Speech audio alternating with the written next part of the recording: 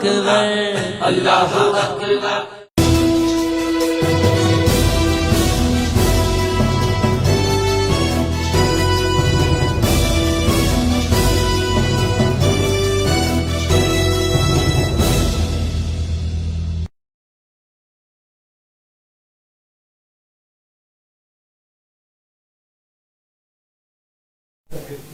اعوذ باللہ من الشیطان الرجیم. بسم اللہ الرحمن الرحیم. ریئل ٹاک وچ جبران میں جبران اصغر کی طرف سے السلام علیکم.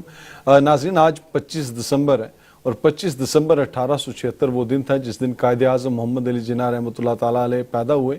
اور اس کے بعد اس شخصیت نے جس طرح سے اپنی زندگی گزاری اور زندگی گزارنے کے بعد دنیا کے نقشے پر جو چیز قائم کر دی، جو مثال قائم کر دی، جو کچھ قائم کر دیا، اس کی مثال آج تک ملنا ممکن نہیں ہے.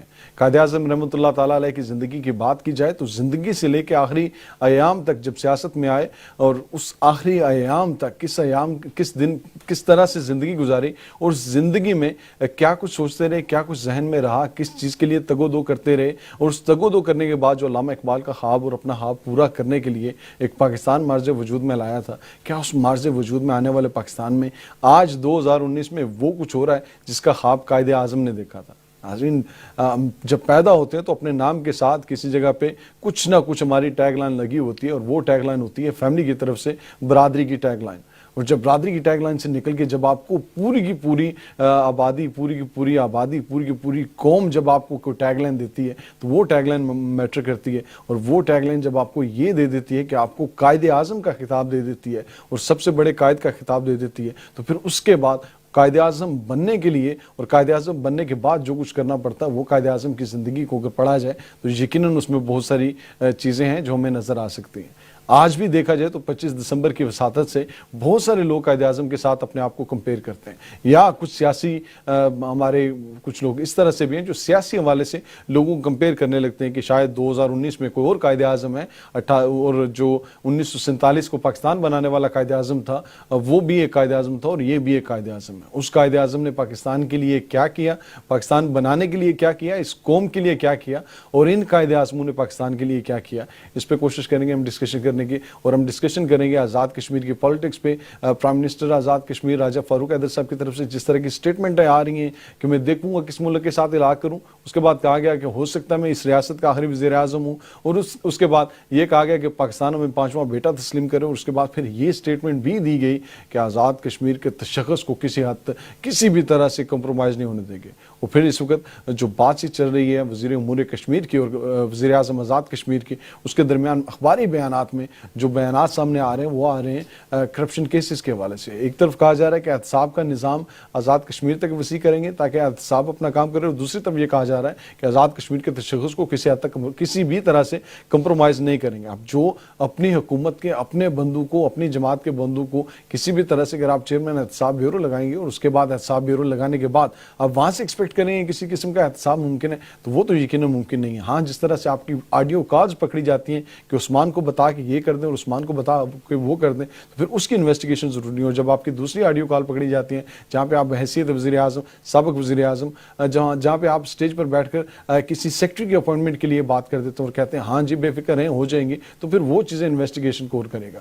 کتنی پراپرٹیاں کہاں سے نکلی، کہاں پہ گئی، اور کون کون سے ممالک میں پراپرٹیز بنی، اس کا احتساب آزاد کشمیر میں بھی تو شروع ہونا چاہیے. کیا آزاد کشمیر کی سیاست کبھی کرپشن کے بلبوتے پر چلنے والی سیاست پہ سوال ہونے شروع ہوں گے، ہمیشہ برادری کی سیاست ہی آزاد کشمیر کا مقدر رہے گی؟ ہم اس حوالے سے بات کریں گے. ہمارے ساتھ مہمانوں میں موجود ہیں، دانشور ہیں، کالم نگار ہیں، شاعر ہیں، جہانگیر اشرف صاحب. جہانگیر اشرف صاحب بہت شکریہ آپ کا وقت دینے کے لیے. واجد برقی صاحب ہمارے ساتھ موجود ہیں، پاکستان پیپلز پارٹی سے تعلق ہے، کسی تعریف کے محتاج نہیں، سماجی حوالے سے بھی کافی ایکٹیو رہتے ہیں. واجد برقی صاحب آپ کو بہت شکریہ. واجد برقی صاحب آپ ہمیشہ ایک بڑا پازیٹیو ہے کہ پیپلز پارٹی پر تنقید کر جاتے ہیں، تو یہ میرے خیال میں ایک پازیٹیو پوائنٹ ہے ان کے پاس، اور تو ہم ان سے بات کرنے کی کوشش کرتے ہیں. واجد بلکہ جہانگیر صاحب، اگر آپ سے پوچھوں قائد اعظم محمد علی جناح، اگر آپ ان کو ایکسپلین کرنا چاہیں چند فکروں میں آج کے دن کے حوالے سے، تو کس طرح ایکسپلین کریں گے؟ دیکھیں جی، کہ سب سے پہلے تو آپ کا بہت شکریہ کہ آپ نے مجھے دعوت دی، بلایا. قائد اعظم نے جو آج سے تقریباً کم و بیش 80 سال پہلے سوچا، آج آپ انڈیا کی حالت دیکھیں تو وہ سچ ثابت ہو رہا ہے. جو کچھ انڈیا کے اندر ہو رہا ہے، جو کچھ مقبوضہ کشمیر میں ہو رہا ہے، تو یہاں تک کہ محبوبہ مفتی اور فاروق عبداللہ بھی یہ مان لیا انہوں نے کہ ہمارے آباء و اجداد نے غلطی کی ہے کہ ہم نے بھارت کا ساتھ دیا. تو قائد اعظم نے جو دو قومی نظریہ پیش کیا، جو بات اس وقت کی، انہوں نے آج وہ 100% درست ثابت ہو رہی ہے. یہ تھا کہ وہ اتنے دور اندیش تھے، اور یہی چیز لیڈر کی پہلی کوالٹی ہوتی ہے کہ وہ دور دیکھ سکے جہاں عام آدمی نہیں دیکھ سکتا. تو قائد اعظم میں ایک بات تو یہ تھی. دوسرا، قائد اعظم جو ہے نا ہمیشہ وہ بات کرتے تھے جو کوئی پریکٹیکل بات ہو، عملی بات ہو. وہ یو ٹرن نہیں لیتے تھے، وہ ایسی دوگلی بات نہیں کرتے تھے، کلیئر بات. اس کا ایک واقعہ کتابوں میں ملتا ہے کہ ایک دفعہ ایک میٹنگ میں وہ جو آخری وائسرائے ہند تھے لارڈ ماؤنٹ بیٹن، اس کے پاس تھے، نہرو صاحب بھی تھے، قائد اعظم اور بھی کچھ کانگریس کے لیڈر تھے. تو وہ میٹنگ اس نے وینڈ اپ کی لارڈ ماؤنٹ بیٹن نے، اور اس نے کہا کہ میری مسز جو ہیں وہ ان کی طبیعت خراب ہے، تو مجھے یہ ذرا جلدی وائنڈ اپ کرو. تو وہ نہرو اور دوسرے وہ کہتے ہیں جی ہم اجازت ہے، کہ وہ ساتھ ہی اس کا گھر بھی تھا تو ہم ان کو دیکھ کے آئے. تو قائد اعظم نے اجازت لی اور چلے گئے. تو لارڈ ماؤنٹ بیٹن کو تھوڑا اچھا نہیں لگا کہ باقی تو میری مسز کو دیکھنے آئے، تو یہ جناح صاحب عجیب ہی مطلب ہے موڈ کے بندے ہیں، چلے گئے. تو قائد اعظم واپس گئے اور پھر واپس آئے. تو دروازے پہ دستک دی، یا جو بھی وہاں بیل تھی، یا جو بھی طریقہ کار تھا، تو ان کے جو ملازم تھے کھولا، انہوں نے بتایا. تو کہتے ہیں کہ اس وقت میں ایک سرکاری کام کے لیے آیا تھا، وہ میں نے نپٹایا ہے، تو اب میں اپنی نجی جو ہے نا، تو وہ اپنی جو نجی زندگی تھی اس میں بھی وہ اصول کے کاربند تھے. یہ جو ہے نا آج کے ہمارے لیڈروں میں یہ چیز نہیں ہے کہ ایک دن ایک بات کرتے ہیں، دوسرے دن وہ بات جھوٹی ثابت ہوتی ہے. تو قائد اعظم کے جو انہوں نے 3 اصول قوم کو دے کے گئے تھے، جو سب کے لیے تھے، کہ اطاعت، ایمان اور تنظیم. یہ تینوں چیزیں ہم میں بالکل ہی مطلق ہی نہیں پائی جاتی، سوائے اس کو ہم نعرے کے طور پہ استعمال کرتے ہیں قائد اعظم کے نام کے. اور ان کے ساتھ جو کچھ کیا ہے، ان کے کرنل علی بخش کی جو کتاب تھی، اس کو تو ہم نے جیسے وہ پبلش ہوئی کہ قید کے آخری دن، تو ہم نے اس کو بین کر دیا. یہ ہم اسی مطلب اس کو چند دن بھی وہ مارکیٹ میں نہیں تھی. پھر جب فاطمہ جناح نے اپنے بھائی کے بارے میں کتاب لکھی، وہ ہم نے بین کر دی. تو ہمارا تو پہلے دن سے ہی ان کے ساتھ جو سلوک ہے وہ انتہائی ہی نامناسب تھا. اور آج تک ہم ان اصولوں پہ نہ چلنے کی وجہ سے آج ہم جو ہے نا یہ جو تنزلی آپ دیکھ رہے ہیں پورے معاشرے میں، صرف یہ ہے کہ ہم نے قید کے اصولوں کو نہیں اپنایا. قید کی جو نجی زندگی تھی، یا سیاسی زندگی تھی، یا سرکاری زندگی تھی، ہر ایک جگہ پہ آپ کو اصول نظر آئے گا. اور اس چیز کے ان کے دشمن بھی قائل تھے. دشمن بھی قائل تھے. اگر سرکاری کاموں میں آپ نے کہا کہ نجی کام علیحدہ رکھے، انہوں نے سرکاری کام علیحدہ رکھے. بالکل. جب نجی کاموں میں سابق وزیر اعظم پاکستان کی اگر بات کروں، میں آہستہ آہستہ سب پہ آؤں گا، لیکن اگر سابق وزیر اعظم پاکستان میاں نواز شریف صاحب کی بات کروں تو یونائٹڈ نیشن میں اپنی فیملی کو ساتھ لے کے جاتے ہیں. جہاں جن سیٹوں پر شاید آپ کے ان کے یونائٹڈ نیشن میں پاکستان کے نمائندے بیٹھنے چاہیے تھے، وہاں پہ فیملی ممبر بیٹھے ہوئے تھے. اس کے بعد بھی اگر دیکھ لیا جائے تو پھر کبھی بھانجے کی بات آ جاتی ہے، بھانجے کی بھی سیاست میں انٹری ہو جاتی ہے، پھر بیٹے کی انٹری ہو جاتی ہے سیاست میں. پاکستان کے عوام کا بھی اس میں یقیناً قصور شامل ہے کہ وہ ان کو بار بار الیکٹ کرتے ہیں. قوم تیار کرنے میں قائد اعظم شاید اس طرح سے کامیاب نہیں ہو سکے، یا کیا کہیں گے آپ کہ قوم نہیں تیار کر سکے جو قوم اپنا لیڈر ٹھیک کر کے چن سکے؟ لیکن قوم کا جو لیڈر ہوتا ہے نا جی، وہ ایک آپ کا ایک کلچرل جو سیٹ اپ ہے ملک کا، اسی سے لیڈر نکلتا ہے. وہ آپ کی ضرورتوں کے تابع ہوتا ہے. قائد اعظم تو اس کلچرل سیٹ اپ کا حصہ تو نہیں تھے. قائد اعظم تو قائد اعظم بنے، انہوں نے ایک ویژن دیا، ویژن کو ایکسپٹ کیا. لیکن دیکھیں نا، انہوں نے اس نبض کو جانچا، انہوں نے قوم کی نبض کو دیکھا کہ یہ ان کے، اگر آپ اس کے تھوڑا سا پس منظر میں جائیں تو جو قائد اعظم نے 14 نکات 1928 میں پیش کیے، تو اس میں انہوں نے جو 2 اہم نکتے رکھے تھے، جو سارے ہی نکات بہت اہم ہیں لیکن 2 نکتے بہت اہم ہیں، جس کی وجہ سے اس کو جب ریجیکٹ کیا کانگریس نے اور انگریز سرکار نے اس کو ریجیکٹ کیا تو قائد اعظم کو محسوس ہو گیا کہ یہ ہمیں برابری کی سطح پہ حقوق دینے کے لیے تیار نہیں ہے.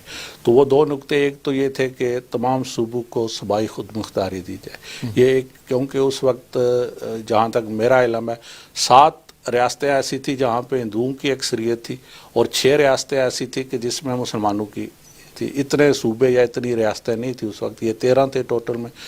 تو اس حساب سے آپ کی 6 صوبوں میں یا 6 ریاستوں میں مسلمانوں کی، اور وہ یہی تھا کہ وہ مواصلات، خارجہ پالیسی اور ڈیفنس پالیسی سینٹر کے پاس ہوگی اور باقی تمام اختیارات صوبوں کے پاس ہوں گے.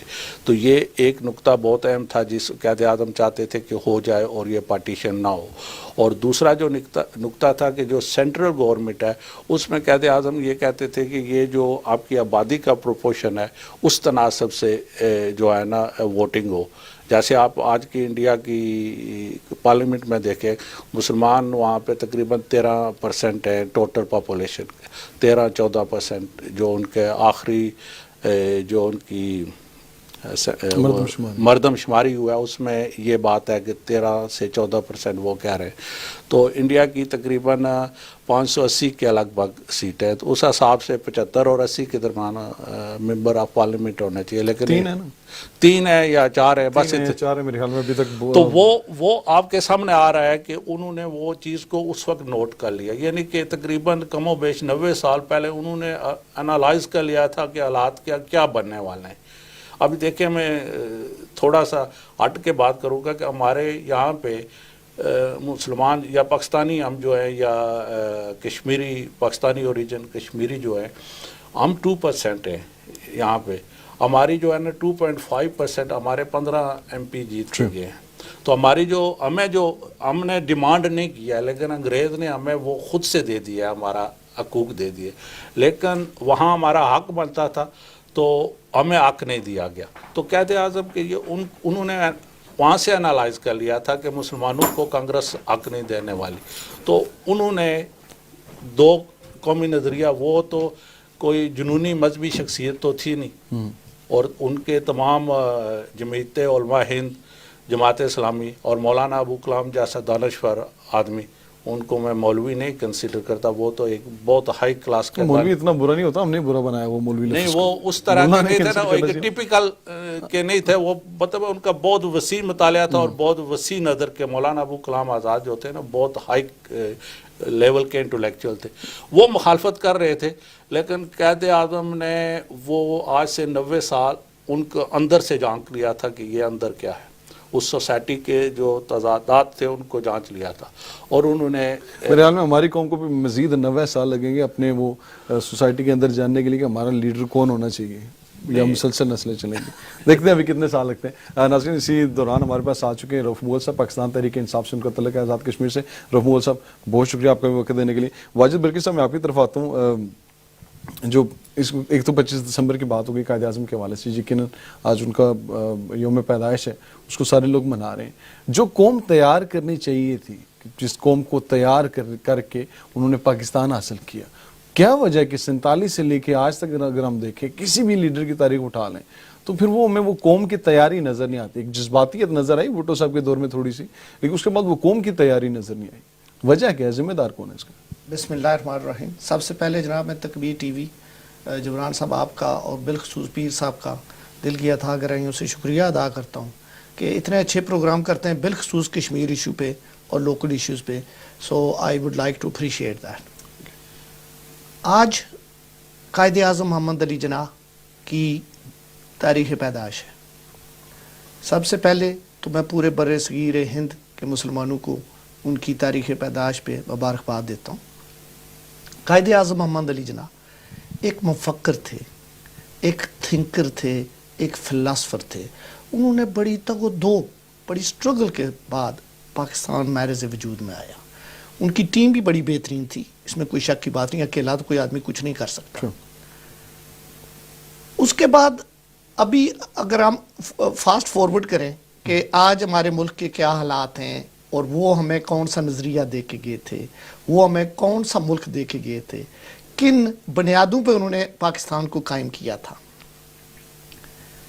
بدقسمتی سے اللہ کی طرف سے بھی ان کو اتنا موقع نہیں ملا، چونکہ پاکستان آزاد ہونے کے بعد وہ اتنا طویل عرصہ زندہ بھی نہیں رہے، لیکن ایک سوچ، ایک فکر، ایک نظریہ وہ دے کے گئے تھے پاکستان کے لیے، جس میں سمجھتا ہوں کہ جو لیڈران اس کے بعد آئے ماسوائے ایک دو کے، ان کی سوچ پہ وہ عمل نہیں کر سکے۔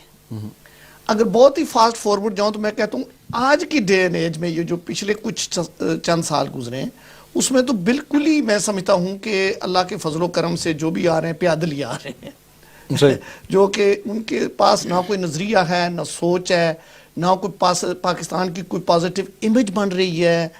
میں سمجھتا ہوں کہ جب پاکستان بنا تھا وہ کیا بات ہے، پاکستان کی ایک امیج تھی اور کافی طویل عرصہ وہ امیج قائم رہی، لیکن اس کے بعد 60s تک وہ ہم ڈیٹیریٹ ہو گئے ہیں جبران صاحب۔ معذرت سے یہ کہا جاتا ہے، میں لیڈرشپ نہیں ملی، عوام خراب ہو گئے۔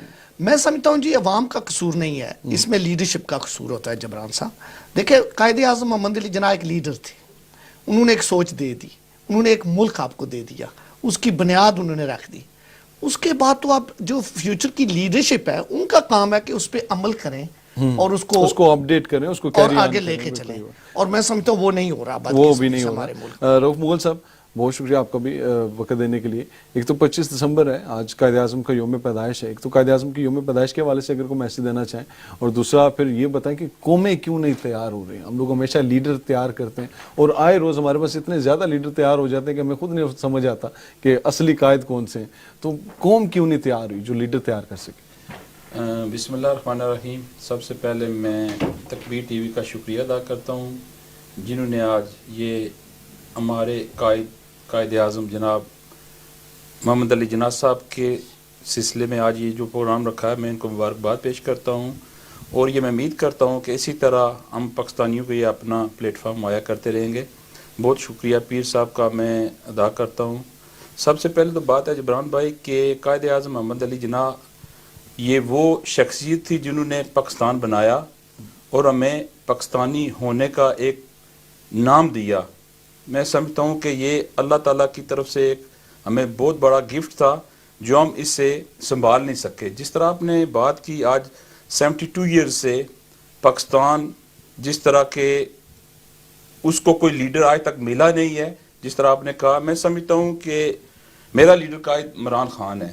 آج جس طرح محترم جناب قائد اعظم محمد علی جناح صاحب نے برطانیہ میں تعلیم حاصل کی، برصغیر کے مسلمان جتنے بھی پوری دنیا میں مسلمان نے ان کے سامنے انہوں نے جو پاکستان ایک تعبیر دیکھا، خواب دیکھا تھا، اس کو پائے تکمیل تک پہنچایا۔ اور میں سمجھتا ہوں کہ اس سے پہلے آپ دیکھ لیں، ہسٹری اٹھا کے دیکھ لیں، جتنے بھی لیڈر آئے ہیں کسی نے بھی پاکستان کے ساتھ نہ وہ مخلصی کے ساتھ چلے ہیں، نہ اس پہ حکومت کی ہے۔ میں سمجھتا ہوں کہ آج کی تاریخ میں اگر کوئی سچا ہمیں کوئی لیڈر ملا ہے تو وہ عمران خان کی شکل میں ملا ہے۔ میں سمجھتا ہوں کہ آج دیکھ لیں، ٹھیک ہے پاکستان کے اندر چیلنجز ہیں، مہنگائی ہے، سب کچھ ہے، مگر یہ آپ اگر کسی چیز کو 70 سال کی ایک خرابی کو آپ چند دنوں میں چند مہینوں میں ٹھیک نہیں کر سکتے۔ تو میں آج بھی الحمدللہ پاکستان کو یہ لیڈر، یہ سیاستدان آج تک نوچتے رہے ہیں، کھاتے رہے ہیں، مگر پھر بھی وہ ایک ہمارا پیارا پاکستان اللہ کے نام پہ جو بنا تھا آج بھی وہ زندہ بچنے کی امید اللہ کے نام کی وجہ سے۔ جی بالکل ایسا ہے، یہ ہمارا ایمان ہے۔ تو ہمیں ایک عمران خان جو ہے نا قائد اعظم کی شکل میں ایک لیڈر ملا ہے۔ دیکھیں اللہ کے حکم سے وہ تو نہ ایک بے ایمان بندہ ہے، نہ اس میں کوئی گریڈینس ہے، نہ کوئی لالچ ہے، وہ صرف پاکستان کے لیے کچھ کرنا چاہتا ہے۔ میں سمجھتا ہوں کہ ہم لوگوں کو اس کا ساتھ دینا چاہیے۔ میں اب آ جاتا ہوں تھوڑا سا آزاد کشمیر کی سیاست کی طرف، کیونکہ وہ آج کل بڑی سٹیٹمنٹ ایک اس میں بات ایڈ کرنا چاہوں جی۔ گا، آپ کہ لیڈرشپ کیوں نہیں ملی؟ جو لیڈرشپ جینون لیڈرشپ تھی، لیاقت علی خان سروردی صاحب تھے، مولوی فضل حق، فاطمہ جناح، ان کو اس وقت کی جو اسٹیبلشمنٹ تھی، ملٹری اسٹیبلشمنٹ، انہوں نے ایلیمنیٹ کر دیا۔ جو جینون لیڈر تھے ان پہ فتوے لگائے گئے۔ اس کے بعد نئے بنا بھی تو دیے نا انہوں نے۔ نہیں، وہ جو بنے نا وہ سارے کے سارے جی ایچ کیو کی جو ہے نا وہ نرسری میں بنے، جو بھی بنے۔ پھر آج اسی جی ایچ کی نرسری کی وجہ سے یہ پرابلم ہو رہے ہیں، نرسری کی وجہ سے پرابلم ہو رہے ہیں۔ اگر ان جینون فاطمہ جناح کو کوئی مائیکل آل نہیں ہرا سکتا تھا، لیکن ان کو ماں کو ہرایا گیا، اس قوم کو ہرایا گیا اور زبردستی سے ہرایا گیا ہے۔ لیکن ہم کہتے ہیں کہ اب ہسٹری سے نکلتے ہوئے آگے بھی تو دیکھیں نا کیا نہیں، وہ دیکھیں نا کہ بھٹو صاحب ہوں یا نواز شریف ہو یا عمران خان ہو، ان تینوں کی ایک ہی جگہ میں نشو و نما ہوئی ہے۔ لہذا اگر جینون لیڈرشپ جب تک نہیں آئے گی نا، اور جینون لیڈرشپ اس وقت آتی ہے کہ جب آپ فیئر اور جو ہوتا ہے نا غیر جانبدارانہ الیکشن کرائیں، اور اس میں جب فیئر الیکشن ہوں گے تو 5 سال میں نہ آئی تو 10 سال میں۔ یہ اچھا کیا آپ نے فیئر الیکشن کی بات کر دی۔ رؤف مغل صاحب، آپ موسٹ ریسنٹلی آزاد کشمیر میں بیرسٹر سلطان صاحب کے حلقے میں LA3 میں الیکشنز ہوئے ہیں، جس میں بیرسٹر سلطان صاحب الیکشن جیتے ہیں تقریباً 2000 ووٹوں کی لیڈ سے۔ کتنا ایک فیئر الیکشن رہا؟ اور پچھلی دفعہ جب انہوں نے کہا تھا کہ لوگ بکیں، وہ زیادہ صحیح بات تھی، اس دفعہ جب وہ الیکشن جیت گئے تو وہ الیکشن کا رزلٹ ٹھیک ہے؟ دیکھیں جبران بھائی، جس طرح میرے بھائی صاحب نے کہا کہ لوگ وہاں پہ ہمیں ایک سیریس قسم کے جو ہے نا کینڈیڈیٹس چاہیے، ملک کو چلانے والے چاہیے، تو میں سمجھتا ہوں کہ یہ سب کچھ عوام کے اپنے اندر ہے۔ میں ریسنٹلی پاکستان میں جو الیکشن ہمارے میر پر حلقہ LA3 میں ہوئے ہیں، میں آپ کو اس کی ایک زندہ مثال دکھا سکتا ہوں کہ میرپور کے غیرت مند لوگوں نے اس بار یہ کر کے دکھایا کہ ہمارا sitting prime minister, ex prime minister, ہمارے وزراء، ہمارے 7 منسٹر جو میرپور کے اندر وہ کتنے دنوں سے دن رات محنت کر کے لوگوں کو موٹیویٹ کر کے الیکشن کی تیاری کر رہے تھے۔ جب انہوں نے سوچا کہ بیرسٹر سلطان محمود کو ہارنا مشکل ہے تو انہوں نے پھر سپریم کورٹ کا سہارا لیا، ہائی کورٹ کا سہارا لیا، ٹھیک ہے۔ تو جب ان کا یہ آخری ایک پتہ تھا انہوں نے وہ بھی کھیلا، اور اللہ کے کرم سے میں سمجھتا ہوں یہ قائد کشمیر کے ساتھ لوگوں کا والانہ پیار ہے، اور جو آدمی سچا ہوتا ہے میں سمجھتا ہوں کہ اس کے لیے منزلیں بڑی آسان ہوتی ہیں۔ پھر قائد کشمیر نے، میں وہاں پہ موجود تھا جب انہوں نے ڈیسیژن لیا کہ ہم اس جو انہوں نے ہم پہ رٹ کی ہے ہم اس کو سپریم کورٹ میں لے جاتے ہیں، تو میں سمجھتا ہوں کہ انہوں نے تو ایک سب سے بڑی سازش کی کہ ہمارا ٹیمپو کو وہ توڑنے کی کوشش کی۔ جس طرح یہ ایک مومنٹم بنا ہوا تھا میرپور کے اندر، ان کو سامنے نظر آ رہا تھا کہ قائد کشمیر بیرسٹر سلطان محمود چودھری الیکشن جیت چکے ہیں، ان کے 2 ایکس پرائم منسٹر، موجودہ پرائم منسٹر، MLA سبھی نے جب یہ دیکھا کہ ہمارا یہاں پہ، اور جس طرح کہتے ہیں کہ ہماری یہاں پہ ایسا سمندر تھا بھی نہیں لگ رہی، تو انہوں نے بے شمار اور بے کیئر اللہ کے حکم سے میرپور کے لوگوں نے یہ ثابت کر کے دکھایا۔ بلکہ قائد کشمیر نے جب سپریم کورٹ میں ریٹ کی تو وہ فیصلہ ہمارے حق میں آیا، اور 24 کو جو الیکشن ہوئے، میں سمجھتا ہوں یہ سب سے بڑی عوامی جیت تھی۔ اس پہ کوئی نہ کوئی پیسے کی بات ہوئی، اور لوگوں نے یہ ثابت کر کے دکھایا کہ میں سمجھتا ہوں کہ اگر بیرسٹر سلطان صاحب کو ہرا دیں تو پیسے کی بات ہے، اگر جتا دیں تو اس کا مطلب نہیں بھائی جان، دیکھیں جو میں آج بھی آپ کو یہ بڑے دعوے سے پروف سے کہہ سکتا ہوں کہ نون لیگ نے اگر میرپور کے اندر شکست کھائی ہے تو وہ بھی نہیں کہہ رہے کہ کسی وجہ سے دھاندلی ہوئی ہے یا کسی نے پیسے دیے ہیں، وہ بھی کہہ رہے کہ پھر الیکشن ہوئے ہیں۔ الیکشن ہم دونوں پارٹیوں کی طرف سے کسی کے اوپر بھی یہ کوئی فنگر نہیں آ رہی کہ کسی نے بھی دھاندلی کی ہے یا کسی نے بھی پیسے کی جو ہے نا مدد میں آ کے ووٹ خریدے۔ میں سمجھتا ہوں اس بار میرپور کے لوگوں نے، غیرت مند لوگوں نے یہ ثابت کر کے دکھایا ہے کہ انہوں نے فیئر الیکشن کنڈکٹ کیا۔ واجد برکی صاحب، میں آپ کی طرف آتا ہوں کیونکہ آپ نے دونوں پارٹیوں کا تجزیہ سن کے آپ نے دیکھنا کہ ہوا کیا میرپور کے الیکشن میں اور اس کی آؤٹ کم کیا رہی۔ واجد برکی صاحب، پاکستان پیپلز پارٹی کے سابق وزیر اعظم، سابق صدر میرپور میں، وزیر اعظم فاروق حیدر خان صاحب میرپور میں، سردار عتیق احمد خان صاحب کا انفلوئنس میرپور میں، اس کے باوجود بیرسٹر سلطان کو ہرانے میں ناکام ہو گئے۔ بیرسٹر سلطان کو ہرانا اور اسمبلی میں نہ پہنچانا کتنا ضروری تھا کہ اس کے لیے تمام وزرائے اعظم، سابق وزرائے اعظم، سابق وزراء سارا کچھ چھوڑ کے میرپور میں آ کے بیٹھ گئے؟ وجہ کیا تھی؟ اتنا ضروری کیوں تھا؟ سب سے پہلے جی بیرسٹر سلطان محمود چودھری صاحب کے والد محترم چودھری نور حسین صاحب اور ان کے چاچا چودھری خادم صاحب کی ایک بہت بڑی لیگسی ہے میرپور میں، اور میں سمجھتا ہوں آزاد کشمیر کی سیاست میں۔ بے شک انہوں نے ایک ٹائم پہ تھوڑی سی برادری ازم کی بھی سیاست کی یا جس طرح بھی، لیکن ایک بہت بڑی لیگسی چھوڑ کے گئے ہیں۔ میں سمجھتا ہوں بیرسٹر صاحب نو ڈاؤٹ آزاد کشمیر کے قدآور اور ایک اچھے پولیٹیشین ہیں، یہ سب سے پہلی بات ہے۔ کشمیر کے ایک اچھے وکیل بھی ہیں، اس میں کوئی شک نہیں۔ لیکن میں سمجھتا ہوں کہ وہ اپنے والد کی لیگسی کو اس طریقے سے آگے لے جا نہیں پا رہے۔ اس کی وجہ 2 بھی ہو سکتی ہیں۔ ایک تو ایک جنریشن گیپ ہے، اب نئی جنریشن آئی ہے، ایجوکیٹڈ لوگ ہیں، اور یا لوگوں کی ایکسپیکٹیشن بدل گئی ہیں. کبھی کبھی تو ایک وقت ہوتا تھا بیرسٹر صاحب کو میر پر آنا ہی نہیں پڑتا تھا، وہ جناب دوسرے حلقوں میں آنا جانا ان کا رہتا تھا اور میر پر سے ان کی سیٹ پکی ہو جاتی تھی. اور ان کے جو چاچا مرحوم تھے، اللہ ان کو جنت نصیب کرے، اور چودھری نور حسین صاحب کو بھی اللہ جنت نصیب کرے، ان کی جو کھڑی کی سیٹ تھی وہ بھی جناب چودھری صاحب کے دور میں ان کا پکا بلینک چیک تھا. چودھری صاحب ہمیشہ ہی کامیاب ہوتے اب تھے. کیا ہوا کہ ساری پارٹیاں کیوں خلاف ہوگی بیرسٹر صاحب؟ دیکھیں جی، سیاست میں تو پارٹیوں نے تو مخالفت کرنی ہی ہوتی ہے. بالکل اس میں یہ نہیں ہوتا کہ ہم اس کو یا کسی کو پارلیمنٹ میں نہیں جانے کے لیے کر رہے. وہ تو ایک پولیٹیکل آپ کا نظریہ سوچ ہے. نون لیگ نے اگر مخالفت کرنی ہے تو انہوں نے کرنی ہے پی ٹی آئی کی. اس دفعہ اگر پیپلز پارٹی نے بھی کرنی تھی لیکن تو کی ہے. یہی میں عرض کر رہا ہوں کہ پیپلز پارٹی اور نون لیگ اکٹھے بیٹھ کے پیپلز پارٹی اپنا ممبر اسمبلی کا امیدوار وڈرو کرا رہی ہے نون لیگ کے امیدوار اسمبلی کے حق میں. اصل میں تو کیا پیپلز پارٹی اپنی سیاست جس طرح پنجاب سے ختم کری آہستہ آہستہ ختم نہیں کرے گی پھر آزاد اچھا، کشمیر؟ میں سچی بات ہے، میں اس چیز سے تو بالکل ہی اگری نہیں کرتا تھا. پاکستان پیپلز پارٹی کو میرپور میں اپنا کینڈیڈیٹ کھڑا کرنا چاہیے تھا. پہلی تو بات یہ ہے جو میری سوچ ہے ایز اے ایک ادنا صاحب پیپلز پارٹی کے ورکر کی حیثیت سے. لیکن اصل میں جو اس کا بیک گراؤنڈ دیکھ رہا ہوں، چونکہ پاکستان میں اپوزیشن میں بھی پاکستان پیپلز پارٹی اور نون لیگ اکٹھے بیٹھتے ہیں اور ان میں کافی معاملات اکٹھے چل رہے ہیں.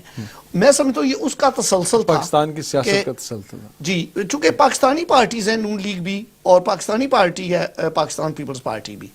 اس کے بعد پی ٹی آئی کے ساتھ اتنا میرے خیال میں عتیق خان صاحب، سردار عتیق صاحب جو ہمارے فارمر پرائم منسٹر ہیں، سردار کیوں صاحب کے صاحبزادے، انہوں نے بھی میرے خیال میں ان کی مخالفت کی ہے اور انہوں نے نون لیگ کی سپورٹ کی ہے. وہ مسلم کانفرنس کے بیسکلی لیڈر ہیں جو ان کے والد محترم کی پرانی آزاد کشمیر کی جماعت ہے. تو میں سمجھتا ہوں اس دفعہ بیرسٹر صاحب جیتے، لیکن اس طریقے سے نہیں جیتے جس طرح ان کو جیتنا چاہیے تھا. جس طرح سے 8 یہ اگر آپ پچھلے ان کے تسلسل دیکھیں نا، اس سے پہلے ایک ضمنی الیکشن پاکستان پیپلز پارٹی کے دور میں بھی بیرسٹر صاحب جیتے تھے، جبکہ واقعی پوری گورنمنٹ کی مشینری وہاں میر پر بیٹھی تھی اس وقت بھی. میں خود مطلب پیپلز پارٹی سے ہوں تو میں تو اس سے ڈینائی نہیں کرتا. میں اسی لیے کہتا ہوں کہ اچھے لوگ ہیں پیپلز پارٹی. اس کے بعد سر جب دوسرا پراپر جب الیکشن ہوا ہمارا تو اس میں بیرسٹر صاحب کو شکست ہوئی. اس شکست سے بیرسٹر صاحب نے سیکھا. بہت شکریہ چودھری سعید صاحب. ان کی دیکھیں جی، میں ان کی اس بات سے ایگری نہیں کروں گا. جو انہوں نے سیکھا نا وہ اس الیکشن میں ہم نے اچیو کیا، کیونکہ ہمارا لیڈر عمران خان یہ کہتا تھا کہ جب میں ان چوروں کو پکڑوں گا تو یہ چور سب کٹھے ہو جائیں گے. تو یہ انہوں نے ثابت کر کے دکھایا پاکستان کے اندر بھی اور اس الیکشن کے اندر بھی. ٹھیک ہے، کیوں کہ بیرسٹر سلطان محمود چودھری کو جب جنرل الیکشن میں ہرایا گیا تھا تو وہ ہارے نہیں تھے، بلکہ پورے آزاد کشمیر کے اندر آپ دیکھ لیں کہ ان کی گورنمنٹ وفاق میں تھی. جس طرح انہوں نے دھاندلی کی پورے آزاد کشمیر کے اندر کبھی ہو ہی نہیں سکتا. میں سمجھتا ہوں کہ کوئی ادنا سا بندے سے بھی آپ پوچھ لیں تو میرپور کی سیٹ کوئی بندہ بھی، میں سمجھتا ہوں کہ آپ کہہ رہے ہیں بیرسٹر سلطان کو صرف ان کی سازش تھی نواز شریف کی کہ اس کو اسمبلی میں نہ جانا دیا جائے، کشمیر کی بات نہ کی جائے. یہ کشمیر کا جو آج سب سے بڑا نقصان ہوا قائد کشمیر کو، یہ ہمارے انٹرنیشنل لیڈر تھے، ان سب نے مل کے یہ دھاندلی کی جو ہمارے جنرل الیکشن میں کی تھی. یہ اس کا آپ کو سامنے سارا رزلٹ نظر آ رہا ہے. تو میں سمجھتا ہوں کہ آج لوگوں نے یہ ثابت کر کے دکھایا، جس طرح ہمارا قائد عمران خان کہتا تھا کہ یہ چور آپ دیکھ لینا سب کٹھے ہو جائیں گے، یہ میرپور میں انہوں نے ثابت کر کے دکھایا. میں ایک اور بڑی سٹیٹمنٹ ہے فاروق حیدر صاحب کی. جہانگیر صاحب آپ کی طرف آتا ہوں اس حوالے سے. فاروق حیدر صاحب نے ایک سٹیٹمنٹ دی تھی، انہوں نے کہا کہ پاکستان میں اپنے 5ویں بچے کی طرح لے لے. پھر انہوں نے سٹیٹمنٹ دی کہ اگر پاکستان کے ساتھ الحاق کسی صورت ممکن نہیں ہے، مطلب اس طرح کی سٹیٹمنٹ دی انہوں نے. پھر انہوں نے سٹیٹمنٹ دی کہ میں سوچ رہا ہوں کسی اور ملک کے ساتھ الحاق کر لوں. پھر ان کی سٹیٹمنٹیں یہ بھی موجودہ اخباروں میں چھپی ہیں کہ اگر میں نہ ہوتا، اس کو نون لیگ نہ بناتا آزاد کشمیر میں، تو سارے کا سارا آزاد کشمیر جو ہے وہ خود مختار کشمیر کی طرف چلا جاتا. اب مجھے سمجھ نہیں آ رہی، میں فاروق حیدر صاحب کی آئیڈیالوجی کو سمجھنا چاہتا ہوں. مجھے سمجھ نہیں آ رہی کہ اس میں آئیڈیالوجی ہے کیا چیز. اب ان کا جو لاسٹ سٹیٹمنٹ ہے وہ یہ ہے کہ ہو سکتا ہے کہ آئندہ میں آزاد کشمیر کا آخری وزیر اعظم ہوں اور اس کے بعد میرے بعد کوئی آزاد کشمیر کا وزیر اعظم نہ ہو. تو کیا یہ آزاد کشمیر کے لوگوں کو آئیڈیالوجی دے رہے ہیں کشمیر کے لیے؟ کوئی جو قائد کشمیر ہر ایک شخص کے لیے یوز ہوتا ہے، قائد کشمیر کا کردار ہے، یہ ہو کیا رہا ہے آپ کی نظر میں؟ دیکھیں جی، یہ جتنے بھی لیڈر ہیں، خواہ وہ بیرسٹر صاحب ہیں، خواہ وہ فاروق حیدر ہیں، یا جو بھی کسی بھی پارٹی کے وہاں لیڈر ہیں ان کی جو ہے نا ایک خاص حلقے تک ان کے وہ پورے کشمیر کو پریزنٹ نہیں کرتے. ایون جو مقبوضہ کشمیر ہے جو انڈیا کے پاس حصہ ہے وہ ہے. لیکن جو مودی نے 370 آرٹیکل کو ایلیمنیٹ کیا ہے آئین سے, اور ان کی جو خصوصی حیثیت تھی جو 1950 میں دی گئی تھی, اگر میری یادداشت صحیح ہیں تو یہ آرٹیکل انڈین کنسٹیٹیوشن میں 1950 میں شامل کیا گیا تھا. 49 میں تھا یا 55 میں تھا, سمجھ کچھ اس طرح سے. 50 میں تھا. 50 میں تھا. 50 میں تھا, اور اس میں یہ پرومس کیا گیا تھا کہ 3 محکمے سینٹر کے پاس ہوں گے, باقی ساری خود مختار ہوگی. 50 کے بعد انہوں نے پھر الیکشن کرائے تھے 1951 میں, اور اس میں شیخ عبداللہ نے 75 کی سیٹیں جیت کے وہ آ گیا. بعد میں ان کے اختلاف پیدا ہوئے 53 میں, تو وہ بخشی غلام محمد کو لے کے آ گئے نہرو. تو یہ تو وہ پس منظر تھا. ابھی جو پاکستان جو مقبوضہ کشمیر کی صورتحال ہے اس میں جو گورنمنٹ پاکستان ہے نا جی, اس کی جو خاموشی ہے سوائے ایک آدھ تقریر کے اور آدھا گھنٹہ دھوپ میں کھڑا ہونے کے, کوئی مجھے تو نہیں نظر آ رہا. کہتے ہیں جب تک بچہ روتا نہیں نا ماں بھی دودھ نہیں دیتی. تو میں آزاد کشمیر کی حکومت کے اگر کردار کا پوچھ لوں کہ جہاں پہ یہ کہا گیا 14 دسمبر 2019 کے اخبار میں کہ پاکستان شملہ معاہدہ اور کراچی معاہدہ واپس لے, پھر ڈیمانڈ ہے, آئی ایگری. اور اس کے بعد جب دوسری جو اسٹیٹمنٹ ان کی موجود رہی نون لیگ کے دور حکومت میں, وہ یہ کہ پاکستان 5واں بیٹا تسلیم کرے. تو جب نون لیگ کی حکومت ہوتی ہے اس وقت آپ کی آزادی کی تحریک کا سٹانس ڈیفرنٹ ہو جاتا ہے. جب پی ٹی آئی کی حکومت آتی ہے آپ کا آزادی کی تحریک کا سٹانس ڈیفرنٹ ہو جاتا ہے. دوہرا سٹینڈرڈ تو ہمیشہ ہی رہا ہے. یہ دیکھیں نا ہمارے سارے لیڈر ہیں, جیسے بیرسٹر صاحب ہیں, یہ پہلے پیپل پارٹی میں تھے, تو اس وقت وہ وہاں پارٹیاں چھوڑنا وہ ایک الگ چیپٹر ہے, اس میں یقیناً پوری بحث کر سکتا ہوں. میرے پاس شاید کچھ لاجک ہو پارٹی چھوڑنے کی, لیکن جو یہ لاجک ہے کہ آپ ایک طرف تو ان کا میں ان سے جواب لوں گا, انہوں کشمیر بنے کشمیر کا. وہ دیکھیں وہ اس طرح کرتے ہیں. میری جو سمجھ ہے, کیونکہ میرا تو کسی پارٹی سے تعلق نہیں ہے, میں یہ سمجھتا ہوں کہ وہ ان پہ شاید کوئی پریشر ہوتا ہو سینٹر سے کہ آپ یہ لین لے سکتے ہیں, ادھر نہیں جا سکتے. کیونکہ کون سا سینٹر سے پریشر ہے جو نون لیگ کی حکومت میں آپ کو کچھ اور کہتا ہے, پیپلز پارٹی کی پی ٹی آئی کی حکومت میں آپ کو کچھ اور کہتا ہے؟ سینٹر کا پریشر کیا ہے؟ سینٹر جو اسلام آباد ہے, جب آپ پاور میں تو وہاں سے ڈائریکشن ملتی ہے نا. سینٹر آپ کو یہ آپ کو ڈائریکشن دے رہا ہے کہ آپ کا دل ہے تو آپ اعلان کر دیں جی, ہو سکتا ہے میں کسی اور ملک کے ساتھ ہلاک کر دوں, جبکہ یونائٹڈ نیشن آپ کو یہ کہتی ہے کہ آپ پاکستان کے ساتھ ہلاک کرو گے یا ہندوستان سے کرو گے. تو پاکستان کے ساتھ آپ نہیں کرو گے تو کسی اور کے ساتھ کیا علاقے ہندوستان کے ساتھ کرو گے؟ یہ تو دیکھو نا, یہ مطلب علاقے پاکستان کا حلف لینے کے بعد وزیر اعظم بنتے ہیں, اس کے بعد کہتے ہیں علاقے کے ساتھ کریں گے. دیکھیں نا ایک اضطرابی کیفیت بھی ہو سکتی ہے نا کہ جو کچھ مقبوضہ کشمیر میں ہو رہا ہے تو پرائم منسٹر آزاد کشمیر جیسے دیکھنا چاہتا ہے کہ گورنمنٹ ایسا ریئیکٹ کرے. تو جیسے مشیر جو خارجہ تھے سرتاج عزیز, اس وقت وہ واپس آئے تھے انڈیا سے, اور وہاں پہ جو ہوٹل میں ان کے ساتھ بدتمیزی بھی ہوئی تھی سیکورٹی گارڈز کی طرف سے, اس کے بعد واپس آ کے انہوں نے پریس کانفرنس کی تھی. اس دوران تو ان کو یہ ساری چیزیں یاد نہیں آئیں, اس وقت تو بڑا بس یہ تو یہی تو بدقسمتی ہے نا, ہم اصولوں کے بجائے اپنے وہ جو ہوتا ہے پارٹی پوزیشن کو زیادہ ڈیفینڈ کرتے. یہ پارٹی پوزیشن آپ کے حال میں پارٹی پالیٹکس یہ ہے جو اس میں چل رہی ہے. یہ پارٹی پالیٹکس بھی ہے, اور لیکن جو چیز وہ کہہ رہے ہیں نا کہ شملہ معاہدے سے پہلے آپ کو تاشکند معاہدہ واپس لینا ہوگا, کیونکہ وہاں پہ پہلی دفعہ یہ میں کہہ رہا ہوں نا, آپ کی جب آپ وزیر اعظم ہوتے ہیں تو آپ لیڈر ہیں اس نہیں. یہ ریاست. دیکھیں نا ہماری پالیسی جو ہے نا, یہ پھر میں وہیں جاؤں گا کہ ہماری جو ساری جڑ ہے نا, ہماری کشمیر پالیسی جو ہے نا, ایون ہماری گورنمنٹ نہیں بناتی, خواہ وہ نواز شریف ہو, خواہ وہ بے نظیر بھٹو ہو, اور خواہ ابھی عمران خان صاحب ہو. تو کشمیر پالیسی جہاں سے بن کے آتی ہے وہ سب کو پتہ ہے کہ وہ کون بناتا ہے اور انہوں کیا ہے. انہی لوگوں نے انٹرنیشنل ایشو کو پہلی دفعہ, جبکہ 1965 کی وار میں ہماری پوزیشن بہت اچھی تھی, ہم ہارے نہیں تھے, جیتے بھی نہیں تھے تو ہارے بھی نہیں تھے, لیکن اس وقت انڈیا کی پوزیشن بڑی ڈاجی تھی, کیونکہ نہرو مر گیا تھا, اور وہ کیا نام تھا ان کا جو اس وقت پرائم منسٹر تھے, انڈین پرائم منسٹر اس وقت آئے تھے, بہادر شاستری صاحب.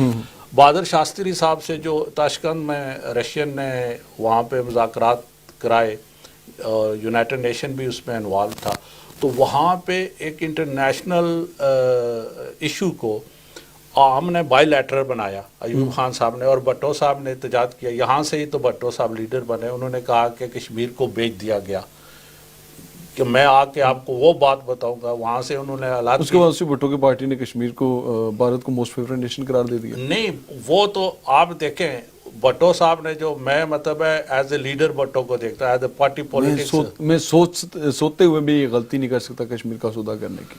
یہ کشمیر صرف سیاست کے لیے استعمال ہوتا ہے؟ نہیں, آپ دیکھیں بھٹو صاحب نے جو کام کیا کہ آپ جنگ آ رہے ہوئے تھے, 93,000 آپ کے سولجر انڈیا کے پاس تھے, آپ کا کئی ہزار مربع میل. سر یہ میں کہہ رہا ہوں پھر اس کے بعد آپ نے معاہدہ کیا 93,000 لوگوں کو چھڑانے کے لیے آپ نے کشمیریوں کو 1 لاکھ شہداء کی قربانی دے دی. پھر الفاظی استعمال کرنا چاہیے. لیکن نہیں, آپ دیکھیں بھٹو صاحب نے وہاں بھی اس جو ابھی ہوا ہے 317 کو ایلیمنیٹ نہیں کرنے دیا اندرا گاندھی کو.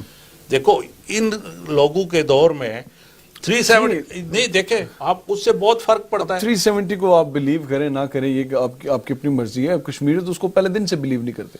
وہ تو انڈیا کے آئین میں کانسٹیٹیوشن تھا جو انڈیا کو باؤنڈ کرتا تھا. انڈیا کو باؤنڈ کرتا تھا. نہیں, آپ آزاد کشمیر والے تو نہیں مانتے تھے, لیکن آپ ایک بہت بڑی 80 لاکھ کی آبادی کو کیسے چھوڑ سکتے؟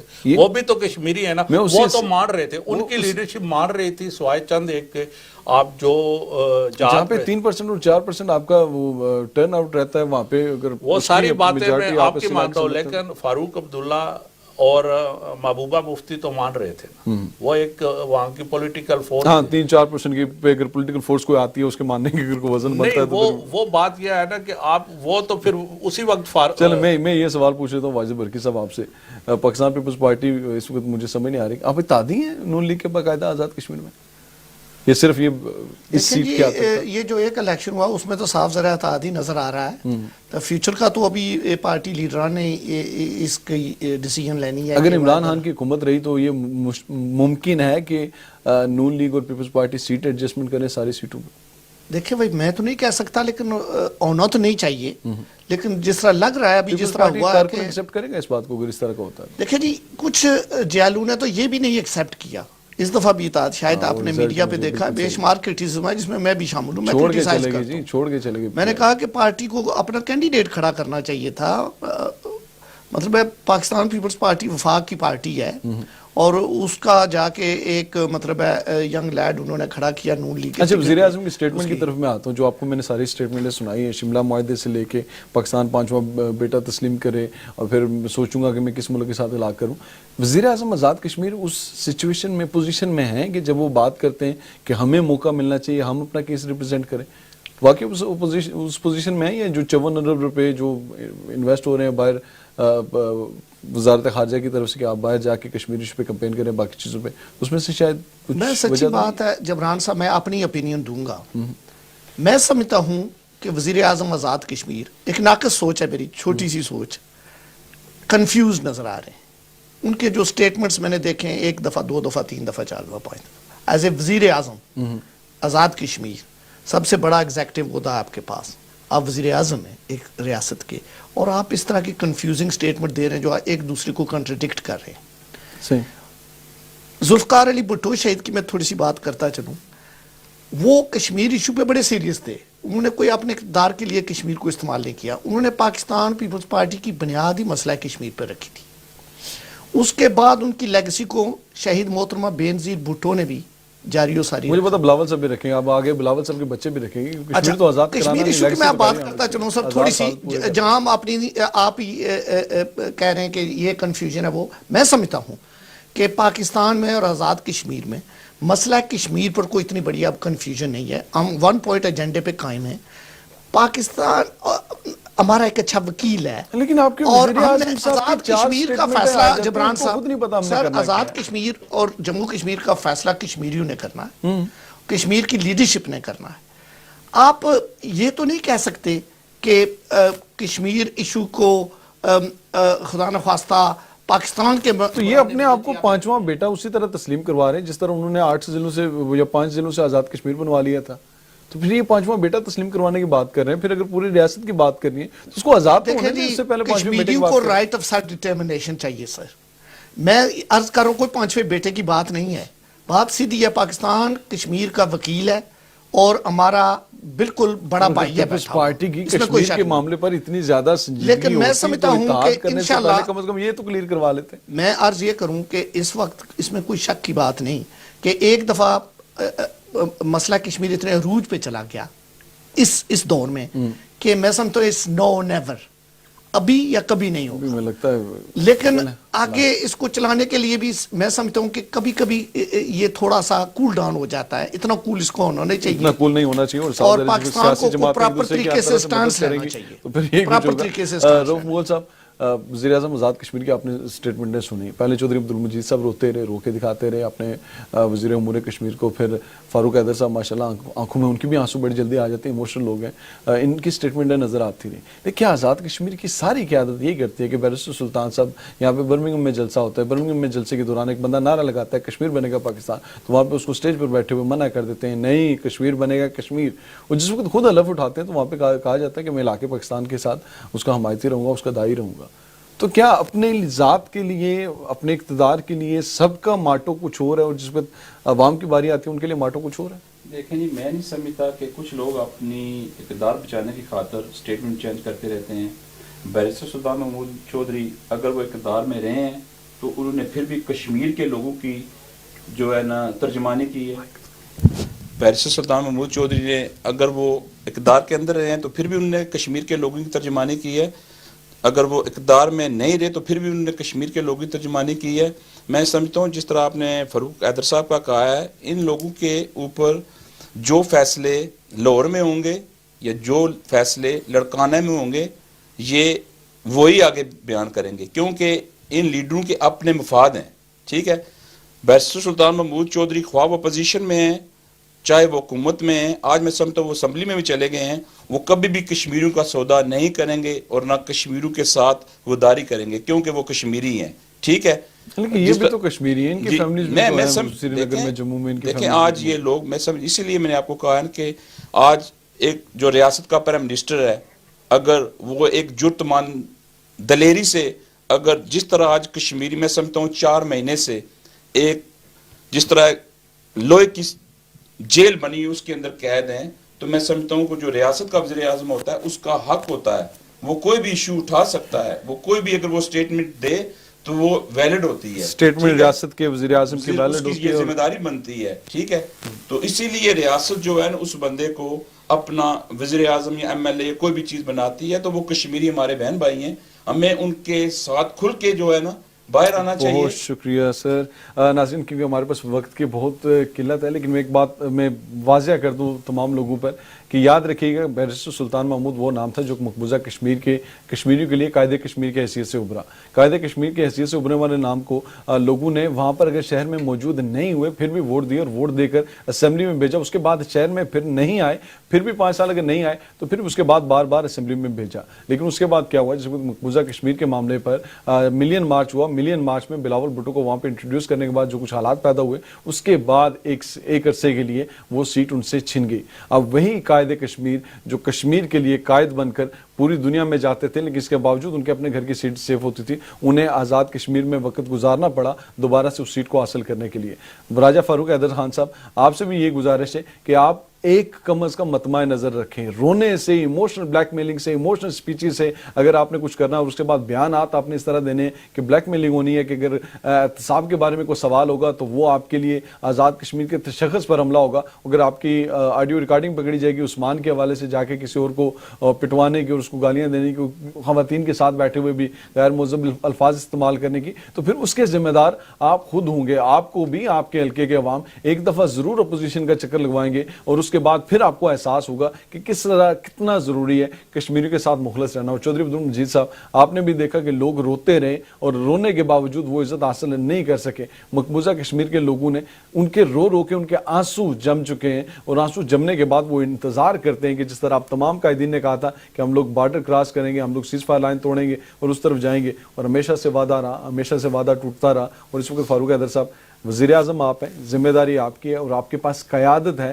اور تمام سیاسی جماعتوں نے آپ کو مینڈیٹ دیا ہے کہ آپ فیصلہ کریں کہ آپ نے بارڈر کب کراس کرنا ہے, یا اس کے علاوہ کوئی حکمت عملی کرنی ہے تو آپ نے کیا حکمت عملی کرنی ہے. آپ پلیز مہربانی کیجیے گا 5 سال مکمل ہونے کے بعد ہمیں یہ نہ کہیے گا کہ ہمیں کسی حوالدار نے کچھ کرنے نہیں دیا. مجھے میرے مہمانوں کو جہانگیر اشرف صاحب آپ کا بہت شکریہ وقت دینے کے لیے, واجد برکی صاحب آپ کا بہت شکریہ وقت دینے کے لیے, رف مغل صاحب آپ کا بہت شکریہ وقت دینے کے لیے, میرے مہمانوں کو. اور مجھے اجازت دیجیے, انشاءاللہ پھر آپ سے ملاقات ہوتی ہے ہر منڈے, ٹیوزڈے, وینسڈے 8 سے لے کے 9 بجے تک ریئل ٹاک ود جبران میں اسکائی 749 پر میں دیکھتے رہیے. اور فیس بک پر ہمارا پیج موجود ہے تکبیر ٹی وی کا, وہاں پہ بھی لائک کیجیے اور دعا میں یاد رکھیے.